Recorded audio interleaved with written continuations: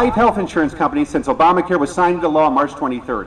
One of them is right here in Illinois. The company is called Guaranteed Trust Life. You may drive right by it down in Glenview on Milwaukee Avenue. They sent a letter out to all my clients who are insured with Guaranteed Trust Life and hundreds and thousands of clients, okay? And the letter said that we are pulling out of the state of Illinois after decades in the business, and every other state. And unlike what Obama says, where they can drop your coverage whenever you get sick, that's a federal law. It's illegal in all 50 states. That's a lie. So they have to replace it with something. So Guaranteed Trust Life sent a love letter to everybody that says, oh, we're going to keep your coverage in place. Here's what we're going to do. You have a $2,500 deductible now? We're going to give each of you a $25,000 deductible. Now, these are people who owned a health insurance policy, paid their premiums faithfully, had very little claims. Not only are they getting a $25,000 deductible, but their insurance carrier is leaving, and they're getting an 18 to 23% rate increase. It's already happening. We lost American National out of Texas. American Community Mutual just got bought up by United Healthcare. Instead of creating more competition, we are allowing the big companies to gobble up the little companies. Just like what happened in California. Because of the ridiculous mandates in California, they have about 6 carriers that they have to choose from, even though we have 1,300 health insurance companies in the United States. 6 carriers. So when you put the small insurance companies out of business, then the big ones will buy them up. But you got to ask yourself, why are 5 companies closing their doors already?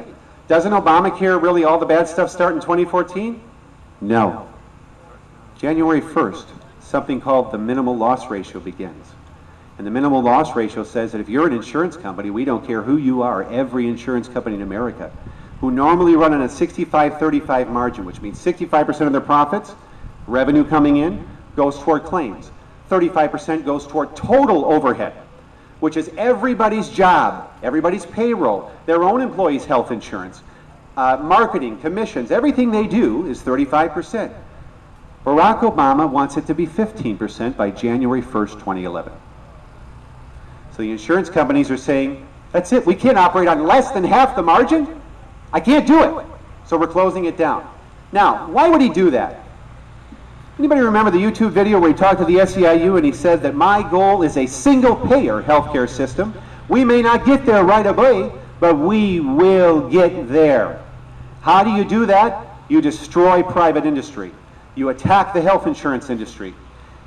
And Barack Obama has turned lying into an art form. Let me give you an example. Do you remember the State of the Union speech when he talked about a gentleman named Otto Raditz out of Downers Grove, Illinois, who, direct quote from our president, had his coverage canceled, his treatment delayed, and he died because of it. That is a direct quote. You can pull it up on YouTube. Let me tell you the truth about Otto Raditz out of Downers Grove, Illinois. He did pass away. He did die of cancer. He didn't have one day lapse in coverage. He was insured by Assurant Health Insurance Company.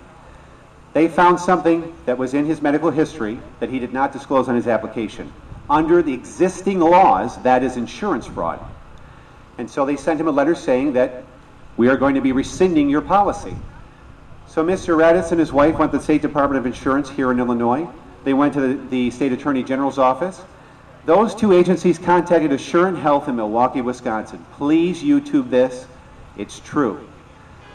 Assurant Health said, we're not going to rescind Mr. Raditz's coverage. We understand he needs a bone marrow transplant.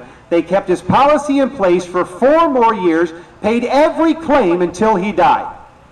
But our president tells us a bald-faced lie during the State of the Union speech. So it is these lies about pre-existing conditions, about people who are sick not being able to get health insurance coverage. The reason we have state risk pools in 35 states, the reason we have state guaranteed issue mandates in 10 other states, and we have group insurance abilities in all 50 states, is because the government dropped the ball on HIPAA legislation and left 10% of the American insured, 14 million people, without protection for pre-existing conditions. That's why we have those. So unlike what this administration doesn't understand, what the states did is the states fixed it themselves. They exercised their sovereignty as a sovereign state. And they had designed risk pools to help people who were sick. But now we're not doing that. Everything now is changing. Our goal until November is to stop the appropriations. If we can get at least 70 seats in the House, we can get 10 seats in the Senate, we can stop the 159 new federal agencies that will be funded with $60 billion more of your tax dollars. We can stop the 16,500 new federal IRS agents. $10 billion more of your dollars. By the way, none of that was figured into the health care bill, so they could conveniently keep it under $1 trillion.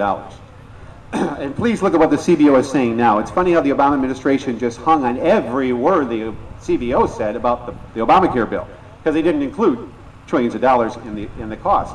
But now when the CBO says that our fiscal policy in the United States is unsustainable, nobody's giving any credence to the CBO, because the CBO knows exactly where we're heading. It's exactly where we headed with Romneycare. It is a fiscally unsustainable path. And we are going to add on more people to our rolls in Illinois than we have ever added in history onto our Medicaid system. When Blago was in charge, before he wasn't in charge, Blago expanded Medicaid in the state of Illinois to include a nice program called Moms and Babies. If you've never heard about that, Moms and Babies guarantees that if you're pregnant, you get coverage for the maternity, for the new baby when the baby's born. Then they extended it to family care. So if baby daddy lives in the same place, he gets coverage on the taxpayer for health insurance. So we already have Obamacare Mini-Me here in Illinois under Blago Care. And that has left us, in part, our debt in Illinois is $13 billion. This is a fiscally unsustainable path, and it is where we are heading. So please, every patriot, we should have a lot more people here, but we don't. But those of you who are here, you are the leaders. Go out and tell everybody. Send them to truthaboutobamacare.com. Every lie this president is told. The lies that Melissa Bean told in her letter when she wrote it to the Palatine Tea Party. The response to that is on there as well. Every fact about this legislation. Inform your neighbors. Get them out. And there's one saving grace here, folks, and that is that the MLRs begin January 1st. So people like my clients who are on the board, they're watching Oprah, they're hooked on the hopium, whatever it is, they're not involved in the electoral process. They're getting bills now with a $25,000 deductible. And the first thing they're asking the insurance company is, why is this happening? You know what the insurance company is saying? Ask your elected official. So it's going to get people to the polls in November. So that is our goal. Until then, I thank you for your time. God bless America. Happy birthday, America.